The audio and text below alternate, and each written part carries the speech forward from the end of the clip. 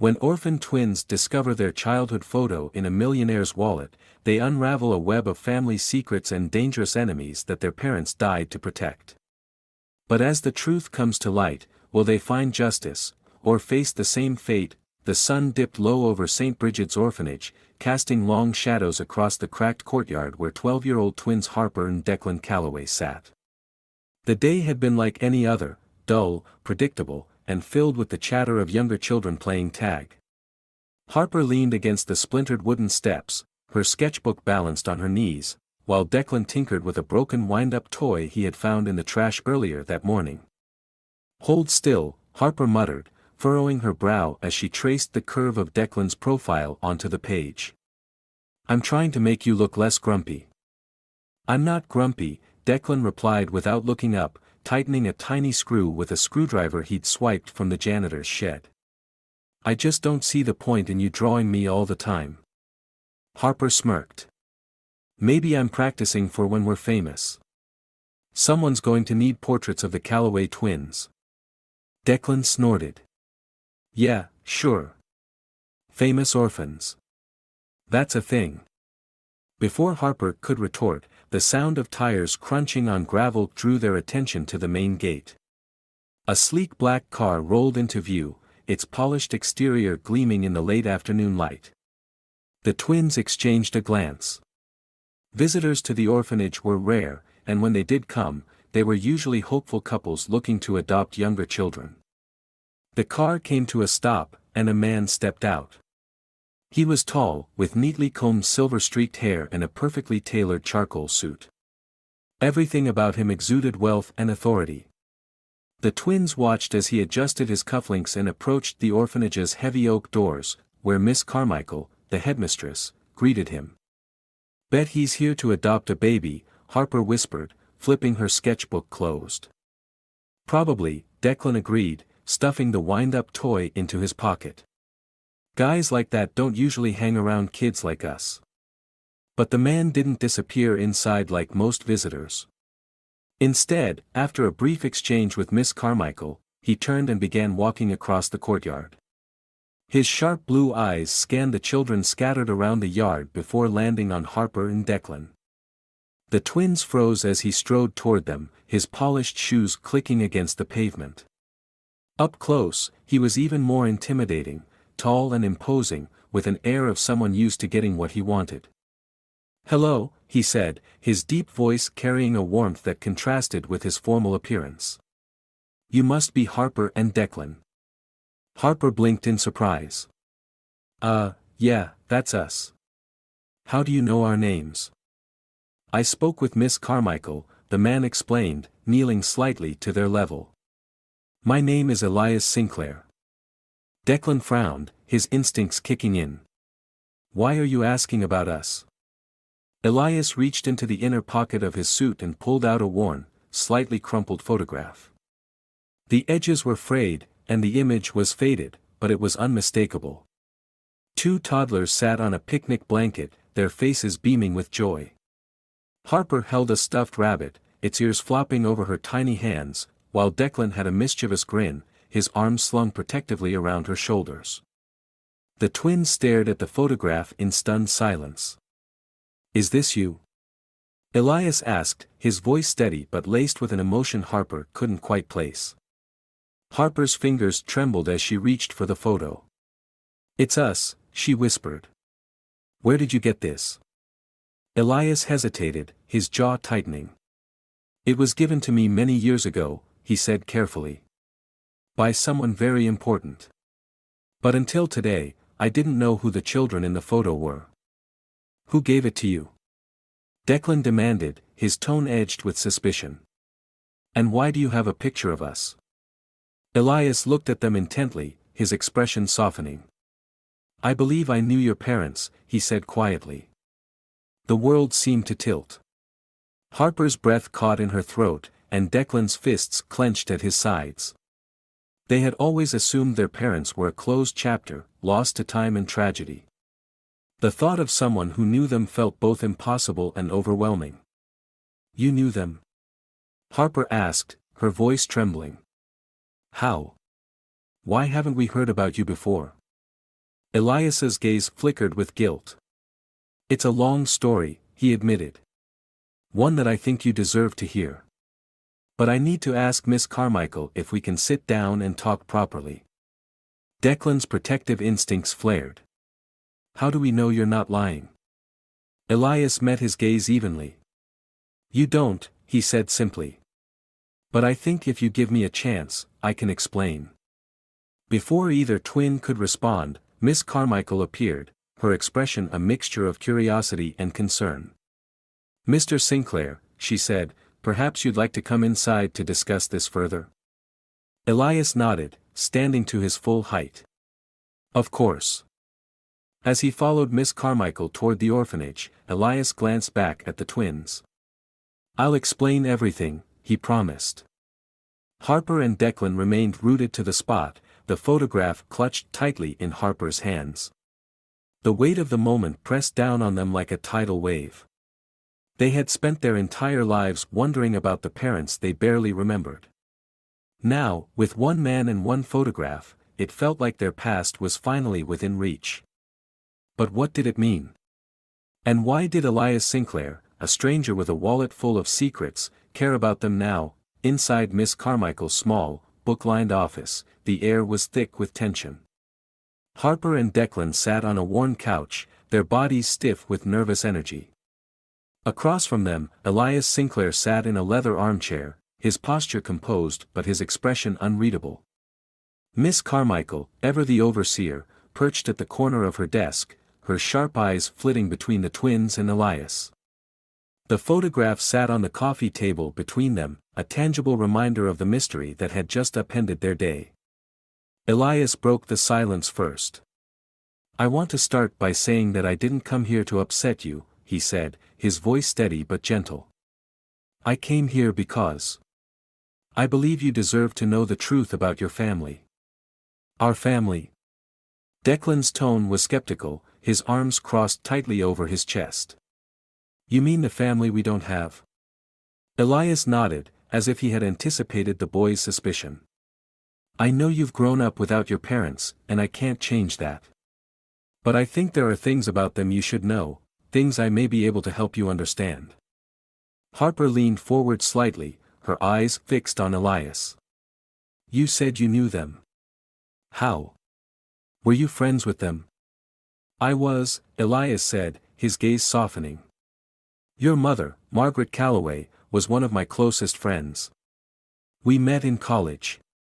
She was an incredible artist, full of passion and imagination. Your father, James, was a brilliant inventor. The two of them, they were remarkable people. Harper's breath hitched at the mention of their names. Margaret and James Calloway. The names were familiar. Miss Carmichael had told them about their parents when they were younger, but the details had always been vague, like pieces of a puzzle that didn't quite fit together.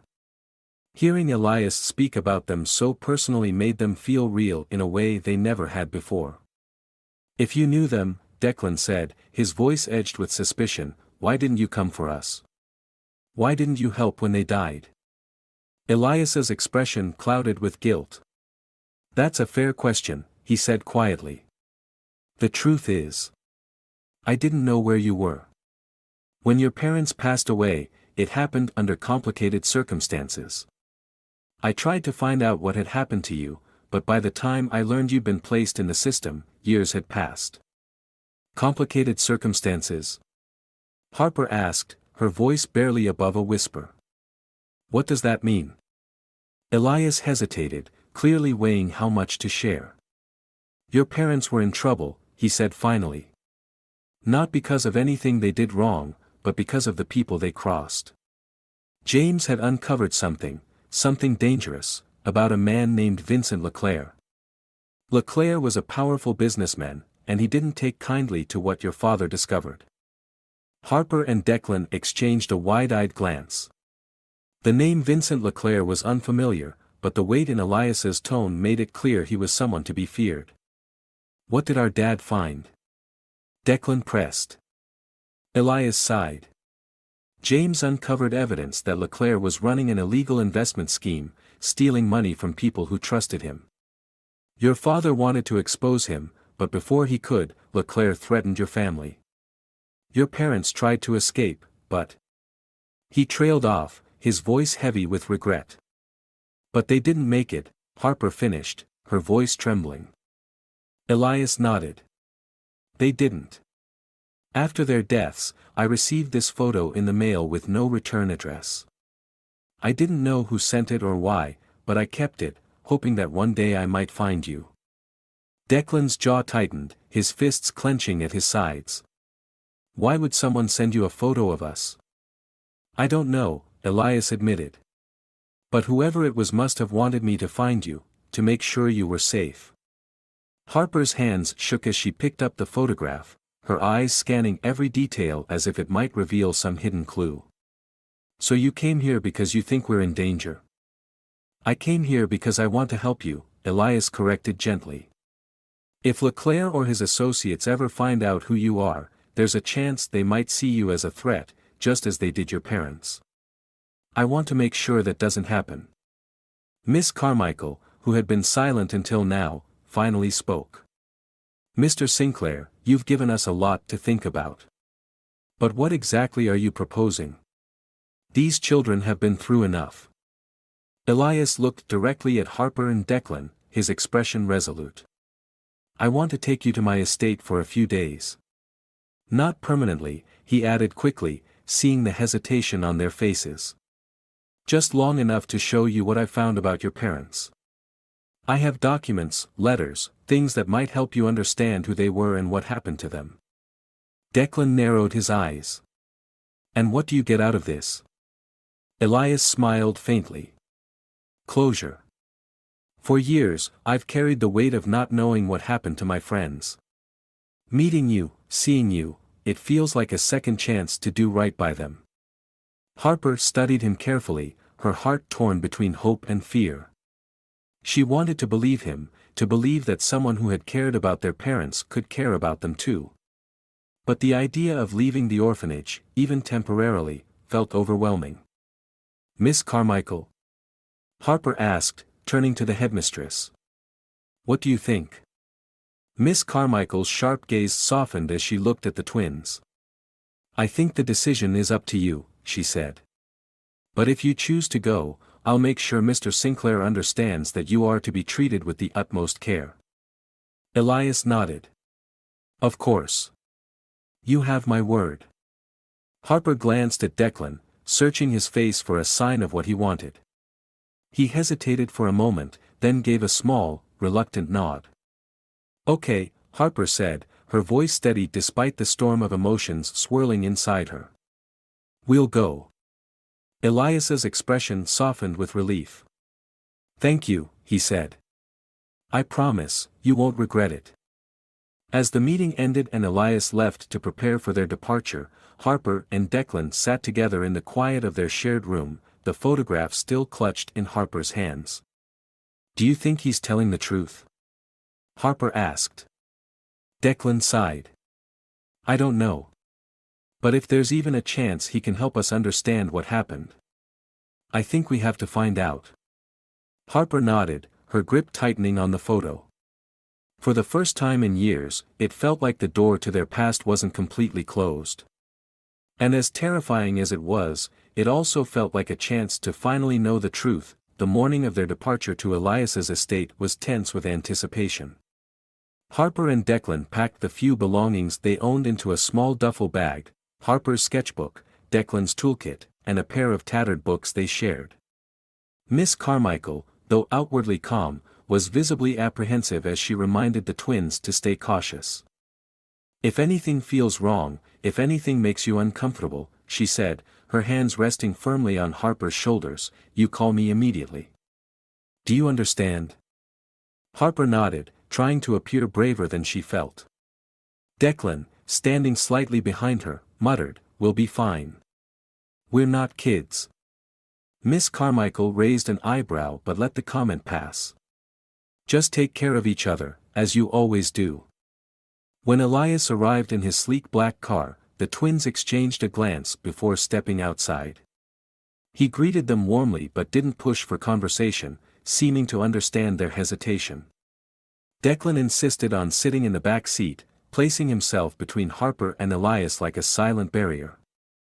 Harper clutched her sketchbook tightly, her gaze flicking nervously between the passing scenery and Elias's calm demeanor.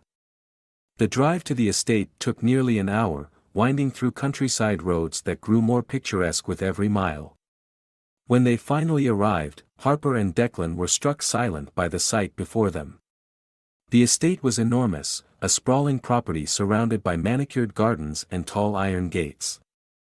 The main house was a mix of old-world elegance and modern luxury, its grand stone facade softened by climbing ivy and brightly colored flowers.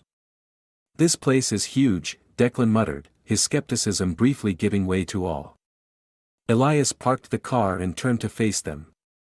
"It's been in my family for generations," he explained.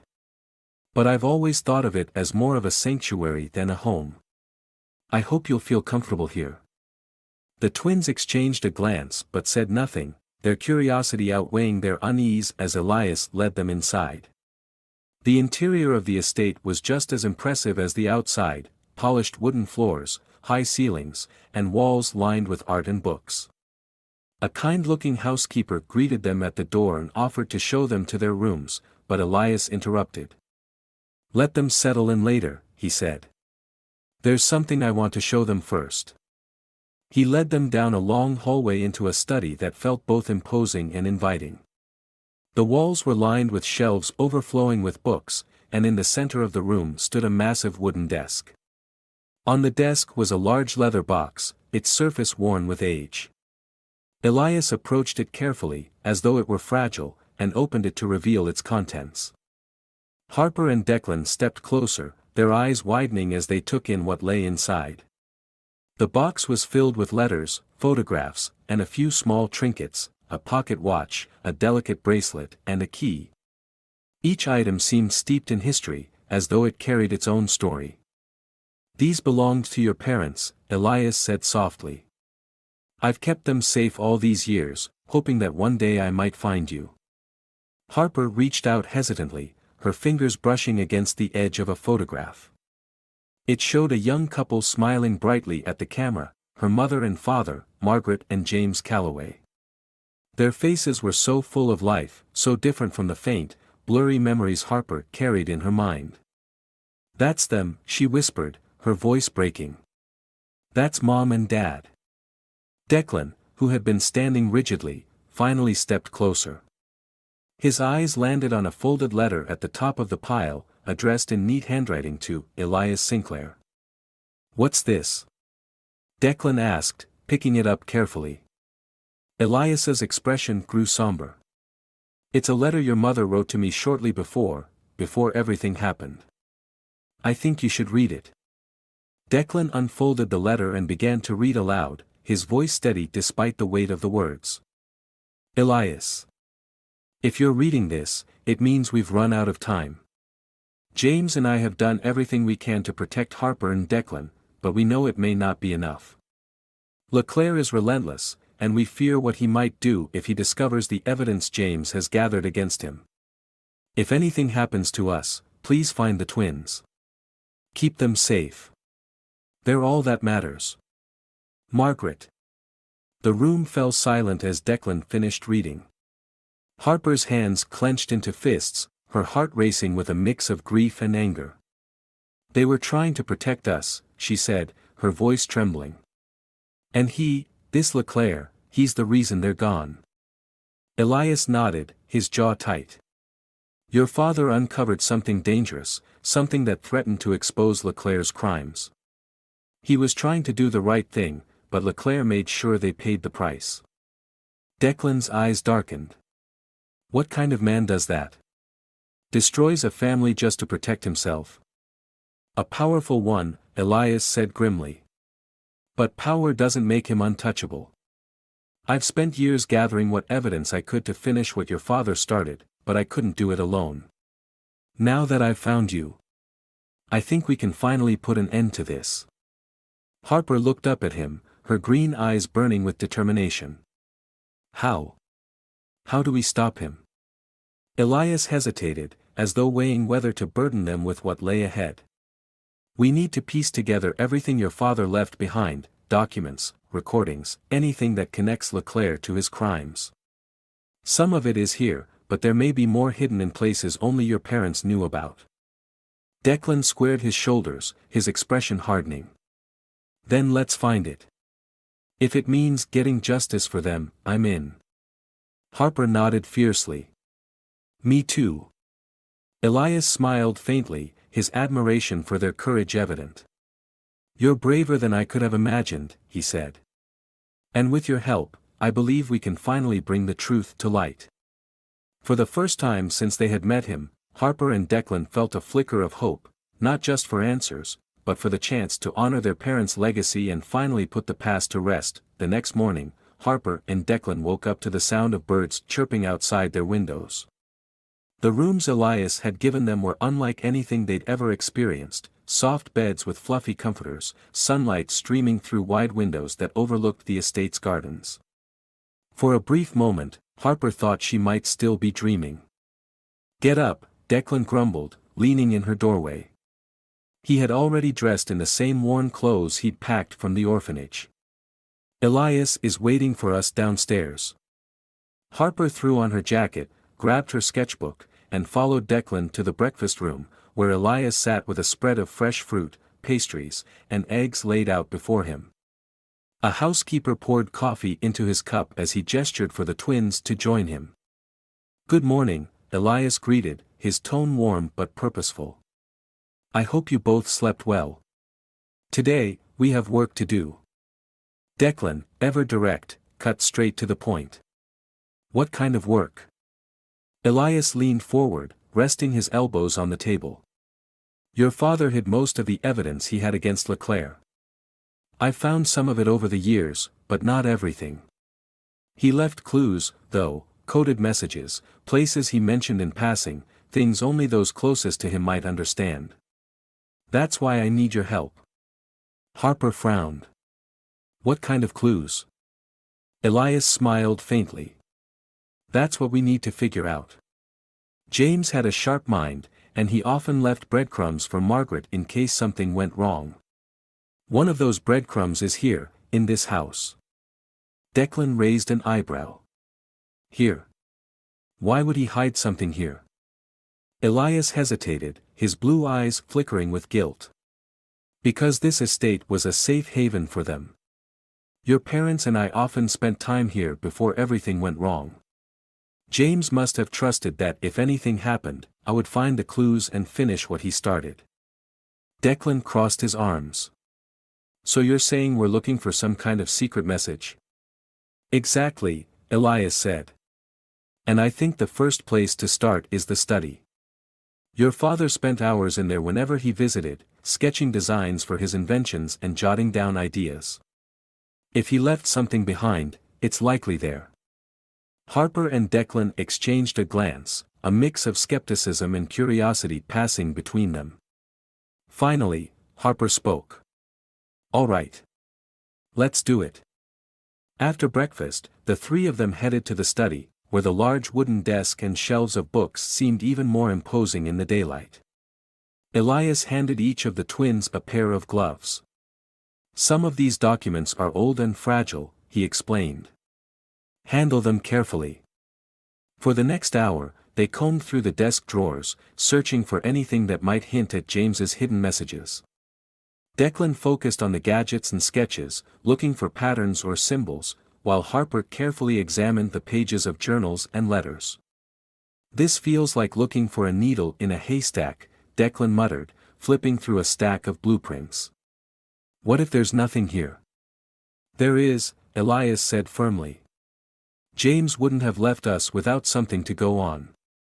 We just have to find it. Harper's fingers paused on a yellowed page tucked inside one of the journals.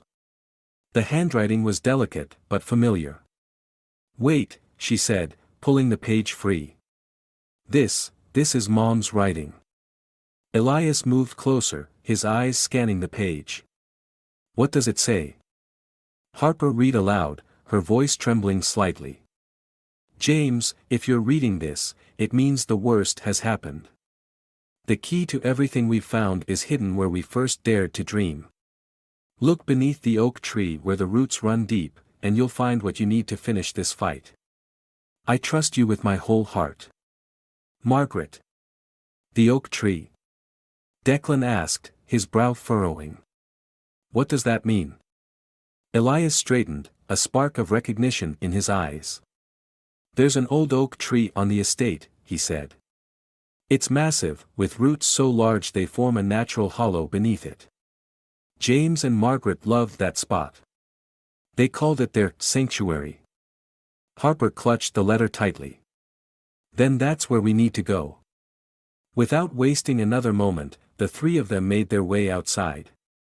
The oak tree stood at the edge of the property, its towering branches casting a wide canopy of shade. The air around it felt almost sacred, as though the tree itself held the weight of history. Declan dropped to his knees and began inspecting the base of the tree, his hands brushing away dirt and leaves. There's a hollow here, he said, his voice laced with excitement. Help me dig. Harper and Elias joined him, their fingers working quickly to clear away the debris. After a few minutes, Declan's hand hit something solid. I found it, he breathed. Carefully, he pulled out a small metal box, its surface rusted but intact. The lock on the front was intricate, shaped like a tiny gear, a design unmistakably created by their father. How do we open it? Harper asked. Declan studied the lock, his fingers tracing the tiny grooves. It's a combination lock, he said. Probably one of Dad's puzzles. Let me think. While Declan worked, Elias placed a reassuring hand on Harper's shoulder. You're doing well, he said. Your parents would be proud. Harper nodded, her heart pounding as she watched Declan twist and turn the gears. Finally, with a soft click, the lock opened. Inside the box was a stack of papers, a small cassette tape, and a hand-drawn map. Harper carefully lifted the map, her eyes widening as she recognized the markings. This is Ridgewood, she said, pointing to the town where they were born. And this is the warehouse district. Elias's expression grew serious. That must be where James hid the rest of the evidence. Declan picked up the cassette tape, turning it over in his hands. What's on this? We'll find out, Elias said, his voice firm. But if this map is accurate, then we're closer to finding the truth than we've ever been. As they made their way back to the house, Harper clutched the map tightly, her heart filled with equal parts hope and fear. The discovery at the oak tree had brought them one step closer to understanding their parents' legacy, but it had also opened the door to the dangers they'd left behind. Back inside the estate, the group gathered around the study's desk, the items from the box spread out before them. The cassette tape sat in the center, its label blank and worn with age. The map of Ridgewood's warehouse district, with a single building circled in red, lay beside it. Harper and Declan stared at the discoveries, their minds racing with possibilities and questions. Declan picked up the tape again, turning it over in his hands. We need to find a player for this, he said. There's no way to know what's on it otherwise. Elias nodded, already moving toward one of the shelves. I think I have an old tape deck here somewhere, he said, pulling books aside to reveal a small, dust-covered device. He placed it on the desk and plugged it into the wall, brushing off the grime before inserting the cassette. The tape hissed and clicked as it began to play. A man's voice crackled to life, and Harper's breath caught in her throat. It was their father, James Calloway. If you're hearing this, it means Margaret and I didn't make it. Harper's hand flew to her mouth, her eyes filling with tears. Declan sat frozen, his jaw tight as he gripped the edge of the desk. We did everything we could to protect Harper and Declan, James continued, his voice steady but tinged with urgency. But Leclerc's reach is longer than we anticipated. If you're listening to this, you found the first step. The map in the box will lead you to a warehouse in Ridgewood where I've hidden the evidence against Leclerc. It's everything he's tried to bury, proof of his crimes, his network, his dealings. With it, you can finally stop him. There was a pause, then James's voice softened, filled with emotion. Harper, Declan, if you're hearing this, I want you to know how much we love you. Everything we've done was for you. Be strong, be brave, and trust the people who love you. You're capable of more than you realize. The tape clicked off, leaving a heavy silence in the room. Harper wiped her eyes, her father's words echoing in her mind. Declan stared at the tape deck, his fists clenched. He knew this would happen, Declan said finally, his voice low. He knew they wouldn't make it. He also knew we'd find this, Elias said gently. And he trusted us to do the right thing. Declan exhaled sharply, then straightened. We have to go to Ridgewood, he said. We have to get that evidence. Elias nodded. Agreed. But we need to be careful. Leclerc is still out there, and if he catches wind of what we're doing, he won't hesitate to come after us. Harper looked at the map, her finger tracing the red circle around the warehouse. Do you think he knows the evidence is there? It's possible, Elias admitted. But James was careful.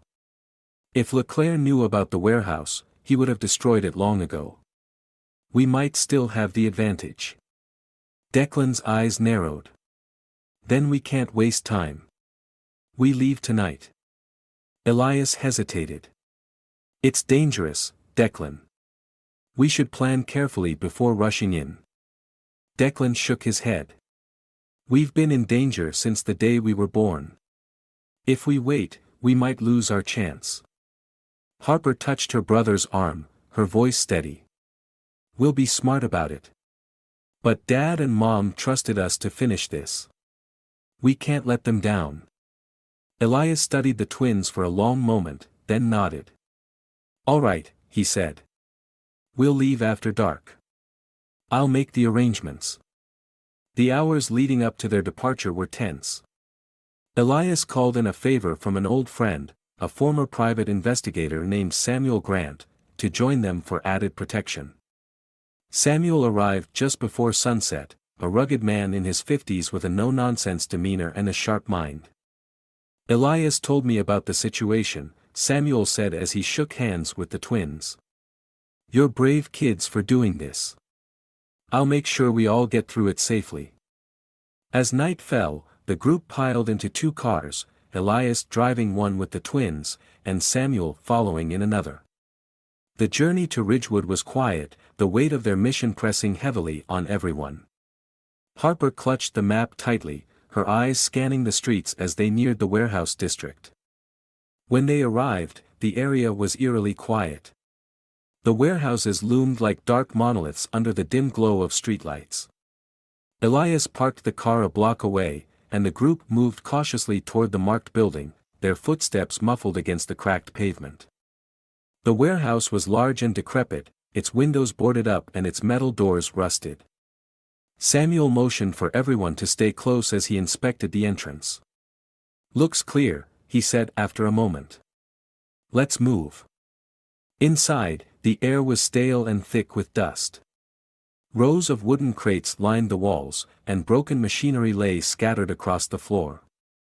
Declan led the way with the map, his flashlight cutting through the darkness. Harper followed closely, her heart pounding in her chest. This is it, Declan said, stopping in front of a stack of crates marked with faded red paint. He crouched down and began examining the base, his fingers searching for a hidden latch. Take your time, Elias said, keeping a watchful eye on the entrance. After a few tense moments, Declan found it, a small, concealed panel built into the floor. He pried it open, revealing a metal box similar to the one they had found at the estate. This is it, Declan said, pulling the box out. He placed it on the ground and opened it, revealing a thick stack of documents, photographs, and what appeared to be a small flash drive. Before they could celebrate, a sound echoed through the warehouse, the faint crunch of gravel underfoot. Samuel raised a hand, motioning for silence. We've got company, he said in a low voice. Harper's blood ran cold as shadows moved near the entrance. Declan clutched the box tightly, his jaw set with determination. Elias and Samuel exchanged a look, both of them reaching for the concealed weapons they had brought for protection. "Stay calm," Elias whispered. "We'll get out of this together." The tension in the warehouse was palpable as the sound of footsteps grew louder. Shadows flickered on the walls, and Harper's heart raced in her chest. Declan clutched the metal box tightly, his knuckles white as he pressed it to his chest. Elias and Samuel positioned themselves in front of the twins, their expressions steely with resolve. "Whoever it is, they're not here for a stroll," Samuel murmured, his voice low but firm. "Stay behind us and be ready to move." Elias nodded, his sharp blue eyes scanning the darkened entrance. "Let's not assume the worst, but we'll be prepared for it." The first figure appeared in the doorway, a tall man in a dark suit, his features obscured by the dim light. Behind him, two others followed, dressed similarly, their postures stiff and calculated. Harper instinctively stepped closer to Declan, her fingers gripping his sleeve as fear pulsed through her veins. The lead man stepped forward, his face now visible under the faint glow of a flashlight he held. He was middle-aged, with sharp features and a cold, calculating gaze. He stopped several feet away, his lips curling into a thin smile. "Good evening," the man said, his voice smooth but menacing. "I'm afraid you've wandered into the wrong place." Samuel stepped forward, positioning himself squarely between the man and the twins. "We're exactly where we need to be," he said, his tone firm and unwavering. "Who are you?" The man chuckled softly, his expression remaining unreadable. "The question isn't who I am, it's who you are. This property belongs to Mr. Leclerc, and you're trespassing." Elias's jaw tightened at the mention of Leclerc's name. "We're here for what belongs to the Callaways," he said, his voice steady. "It's over, and Leclerc knows it." The man's smile faded, replaced by a cold, calculating glare. "Bold of you to assume that. But I'm afraid whatever you think you found won't leave this warehouse." At his words, the two men behind him stepped forward, their movements deliberate and threatening. Samuel's hand went to his side, where a concealed firearm rested under his jacket. "Let's not escalate this," he said. "We'll leave peacefully, with what we came for." The lead man shook his head. "I'm afraid that's not an option." Before anyone could react, the sound of a metallic click echoed through the space. One of the men had drawn a weapon. Harper's breath hitched, and she instinctively pulled Declan back further into the shadows. Declan's grip on the metal box tightened, his eyes darting between the armed men and Elias. Samuel moved quickly, drawing his own weapon and aiming it at the group. "Don't do something you'll regret," he warned, his voice low and steady. "You're outnumbered." The tension reached a boiling point as the two sides stood off, neither willing to back down. Then, in a flash of movement, Elias stepped forward, his voice ringing out with authority. "Enough," he barked. "This ends here." The lead man hesitated, clearly taken aback by Elias's sudden boldness. "You're in no position to negotiate," he said, though his tone wavered slightly. "You think this is a negotiation?" Elias shot back. "You're standing here on behalf of a man whose crimes are about to be exposed to the world. Do you think Leclerc will protect you when this evidence sees the light of day? Do you think he'll care what happens to you?" The man's jaw tightened, but he didn't lower his weapon. Elias pressed on, his voice unyielding. "We have everything we need to end this, proof of his corruption, his crimes, his lies. You can stand here and fight for him, or you can walk away and save yourself." For a moment, the room was silent except for the heavy breaths of everyone inside. The man's gaze flickered, uncertainty creeping into his expression.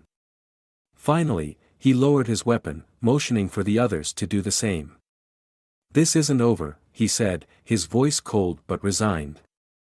"Leclerc doesn't forgive loose ends." With that, he turned and walked out of the warehouse, his men following closely behind. The sound of their footsteps faded into the night, leaving the group standing in stunned silence. Harper exhaled shakily, her knees feeling weak as the adrenaline began to fade. "Are they gone?" she whispered.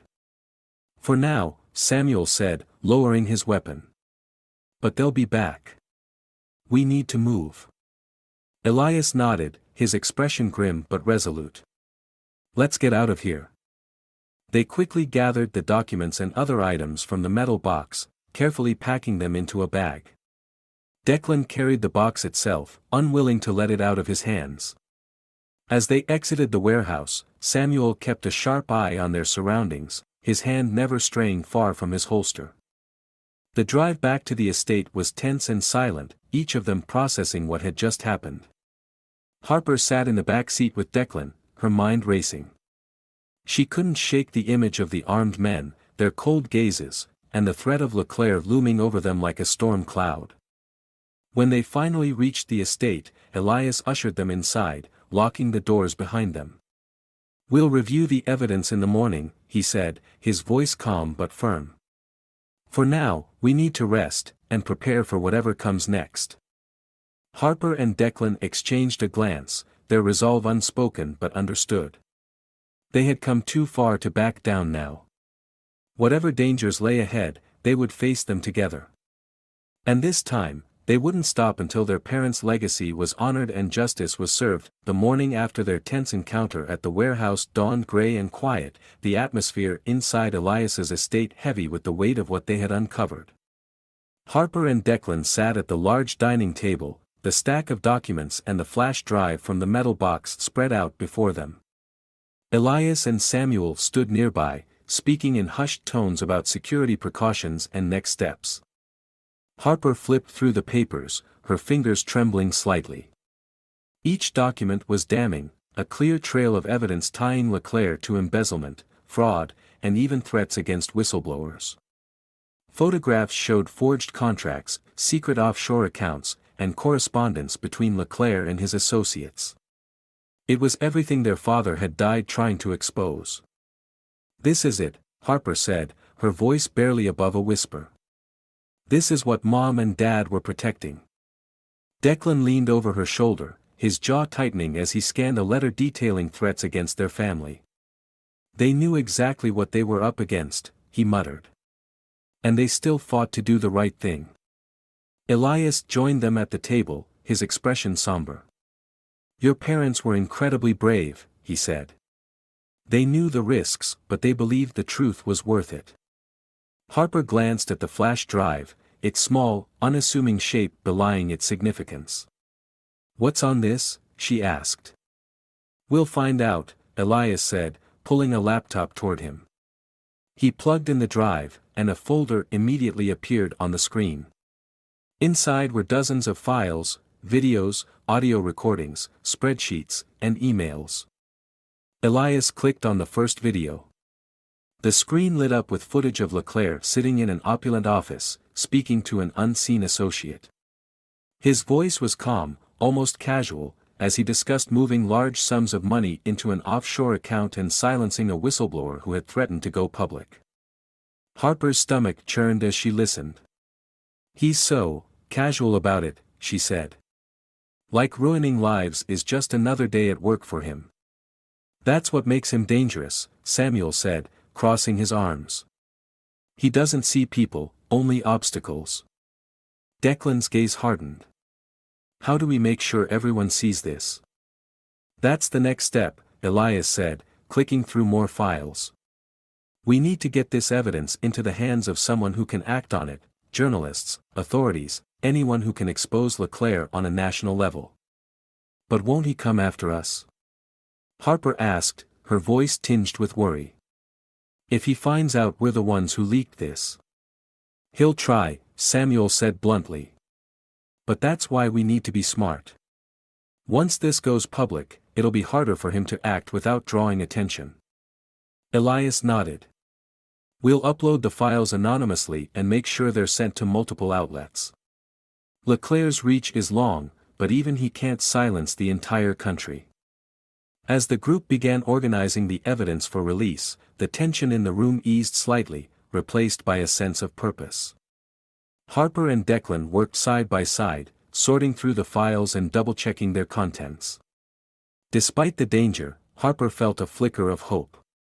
For the first time, it felt like they were taking control of their story. Hours later, the evidence was ready to be uploaded. Elias set up a secure connection and began the process, ensuring the files were sent to trusted journalists and whistleblowing platforms. Harper watched as the progress bar inched forward, her heart pounding with anticipation. Once this is out, Elias said, Leclerc's empire will start to crumble. But we have to be prepared, he won't go down without a fight. As if on cue, Samuel's phone buzzed. He glanced at the screen, his expression darkening. We've got a problem, he said, holding up the phone. One of my contacts just called. Leclerc knows about the warehouse. His men were there after we left. Harper's breath caught. Does he know it was us? Not yet, Samuel said. But it's only a matter of time. Elias stood, his expression resolute. We've done what we needed to. Now we have to ensure the twins' safety. Declan shook his head. We're not running, he said firmly. This is our fight too. You've done enough, Elias said, his voice gentle but firm. Your parents wouldn't want you to risk your lives any further. Let us handle the rest. Harper looked at her brother, her heart torn. She wanted to stand with him, to honor their parents' bravery, but fear gnawed at her resolve. Declan, she said softly, maybe Elias is right. If Leclerc finds us. He won't, Declan interrupted, his eyes blazing with determination. We've come this far. I'm not hiding now. Before anyone could argue further, the laptop chimed, signaling the upload was complete. Elias exhaled in relief. It's done, he said. The evidence is out there. A moment of silence followed, the weight of their actions settling over the group. Harper reached for Declan's hand, squeezing it tightly. We did it, she whispered. Declan nodded, his jaw set. For Mom and Dad. Elias placed a hand on each of their shoulders. They would be proud of you, he said. You've done something extraordinary today. As the sun began to set, casting long shadows across the estate, Harper and Declan stood by the window, watching the horizon. They didn't know what the next days would bring, but for the first time in years, they felt a sense of hope, a belief that justice, no matter how delayed, was still possible. The following morning brought a mix of relief and apprehension to the estate. The evidence had been sent, and by now, it was in the hands of journalists, whistleblowing platforms, and law enforcement agencies. Harper, Declan, Elias, and Samuel gathered in the study, waiting for news. The atmosphere was thick with tension, every noise from the outside world feeling like a potential threat. Elias sat by the window, his phone clutched tightly in his hand. He had already received several confirmations from trusted contacts that the files were being reviewed and verified. It's only a matter of time now, he said, his voice calm but edged with weariness. Leclerc won't be able to hide from this. Harper paced the room, her nerves getting the best of her. Do you think he knows yet? She asked. Do you think he knows it was us? Samuel, leaning against the doorframe, nodded grimly. He'll know soon enough, if he doesn't already. Men like Leclerc don't take long to figure out who's standing in their way. Declan, sitting at the desk, tightened his grip on the edge of the chair. Let him come, he said fiercely. We're not afraid of him. Elias turned to the twins, his expression serious. You've both shown incredible courage through this, but you need to understand, Leclerc is dangerous. This isn't a fight you need to face alone. Before Declan could respond, Elias's phone buzzed. He answered quickly, his voice steady. Yes. What's the update? The room fell silent as Elias listened. His expression shifted from concern to satisfaction as the person on the other end spoke. When he hung up, he turned to the group, his eyes bright with determination. It's happening, he said. The evidence is making waves. Several news outlets are already preparing to break the story, and law enforcement is mobilizing to investigate Leclerc's operations. He's going to be exposed. A wave of relief washed over Harper, and she sank into a chair. So it worked, she said softly. We did it. Elias nodded. You did it. Your parents' legacy is finally seeing the light of day. But the moment of triumph was short-lived. Samuel's phone buzzed, and his expression darkened as he read the message. Leclerc's men are on the move, he said. One of my contacts says they've been spotted near the estate. Harper's heart pounded in her chest. They're coming here. It's possible, Samuel said. We need to be ready. Elias stood, his face set with resolve. I'll alert the security team. Harper, Declan, stay close to me and Samuel. If anything happens, we'll keep you safe. The group moved quickly, preparing for whatever might come. The estate security team, a small but capable group of guards Elias had hired years ago, secured the perimeter. Harper and Declan stayed in the study, their nerves on edge as they listened to the muffled sounds of activity outside. Hours passed without incident, and Harper began to wonder if the threat had passed. But just as the sun dipped below the horizon, casting the estate in shadows, a loud crash echoed from the front gate. They're here, Samuel said grimly, drawing his weapon. Stay behind me. Harper and Declan followed closely as Elias and Samuel led them to a safer part of the house. The security team moved to intercept the intruders, and the sounds of shouting and footsteps filled the air. Harper's hands shook as she clutched her sketchbook tightly, wishing she could do something, anything, to help. Declan, ever the protector, placed himself between Harper and the doorway, his jaw set with determination. We're not running, he said firmly. We're finishing this. The confrontation didn't last long. The security team, well prepared and highly trained, quickly subdued the intruders. Harper and Declan barely had time to process what was happening before the house fell silent again, the danger seemingly past. Elias entered the room, his expression a mix of relief and anger. They're gone, he said. But this was a warning. Leclerc is desperate. He knows his time is running out. The next morning, the headlines broke. News outlets across the country reported on Leclerc's corruption, exposing his crimes in vivid detail. The evidence Harper, Declan, and Elias had uncovered left no room for doubt. Leclerc's empire was crumbling. Law enforcement moved quickly, raiding Leclerc's properties and arresting key members of his operation. Within days, Leclerc himself was taken into custody, his once untouchable reputation in ruins. At the estate, the group watched the news unfold on the television, their emotions a mixture of triumph and exhaustion.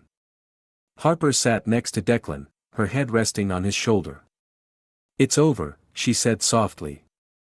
Mom and Dad, they did it. We did it. Declan nodded, his expression thoughtful. They'd be proud, he said. We finished what they started. Elias placed a hand on each of their shoulders, his voice filled with pride. You've done something remarkable, he said. Your parents' legacy will live on, and the world is a better place because of you. As the days turned into weeks, life at the estate began to settle. Harper and Declan stayed with Elias, who formally adopted them, ensuring they would never have to face the world alone again.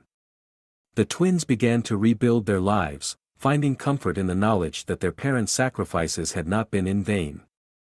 One evening, Harper sat in the study, sketching the oak tree where they had uncovered the key to their parents' story. Declan joined her, holding the photograph of their family that had started it all. This is our home now, Harper said, her voice steady. And we'll make sure it's a place they'd be proud of. Declan nodded, a rare smile crossing his face. Together, he said. And for the first time in years, the Calloway twins felt the weight of the past lift, replaced by hope for the future. This story is a powerful testament to resilience, love, and the unbreakable bond of family. Harper and Declan's journey is a reminder that even in the face of overwhelming loss and danger, courage and determination can lead to justice and healing. Their parents' sacrifices were not in vain.